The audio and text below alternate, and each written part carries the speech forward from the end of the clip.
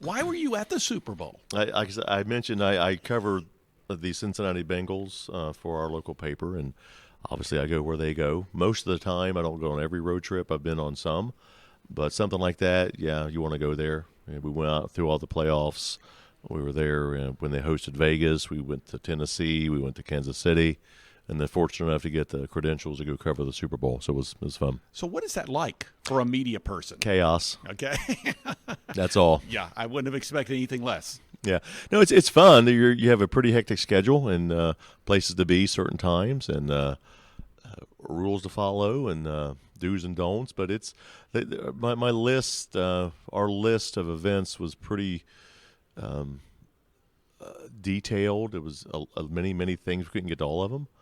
We didn't get out there for the entire week, but we were out there for a few days, and it's a pretty extensive list of media events. And like if you go over to the there's a media center where there's houses about 2,000 media who are there to cover the Super Bowl.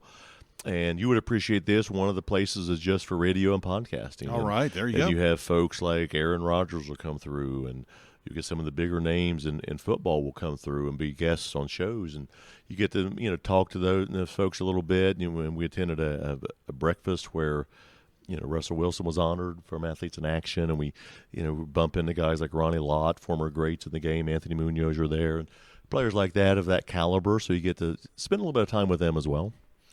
Dell Duduit joining us today here on the Meeting House on Faith Radio, and we'll have more on Dell's Super Bowl adventures, as well as we'll be talking about a new book that is based on his Dugout Devotions, First Down Devotions books, but it is actually for younger readers, and so we'll talk about that coming up. Yeah, we're excited about that. It's called Sports Shorts.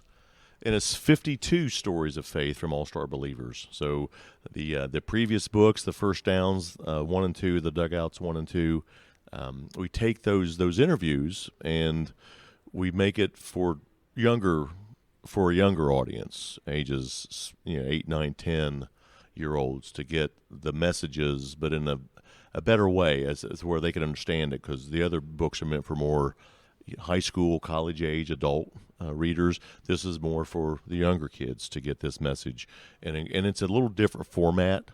So it's a brief story, but again, and it goes into a life moment and a challenge, and then what the coach's corner thinks about it too.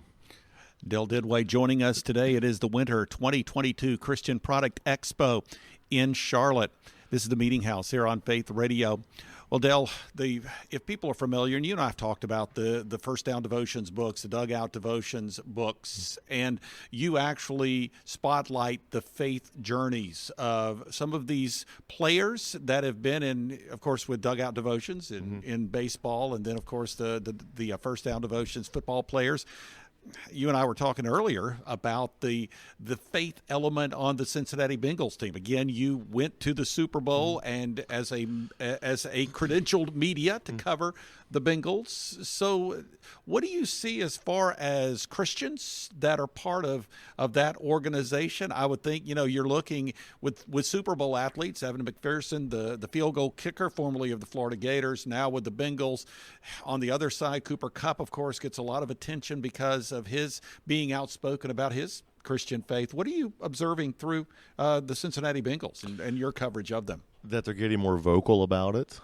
C.J. Uzama, the tight end for the Bengals, is very vocal. Former Auburn player. Auburn, he's featured in my book, Auburn Believer, as well, but also in Sports Shorts and First Down Devotions 2. And then you mentioned Evan McPherson is very outspoken. He's put in that limelight, and he doesn't back down about it. He doesn't shove it down your throat either, but he definitely talks about it because it's a big part of his life. Coach Zach Taylor's made some mentions of it as well. So I think it's growing. It's almost like it's becoming more popular now, and people are really taking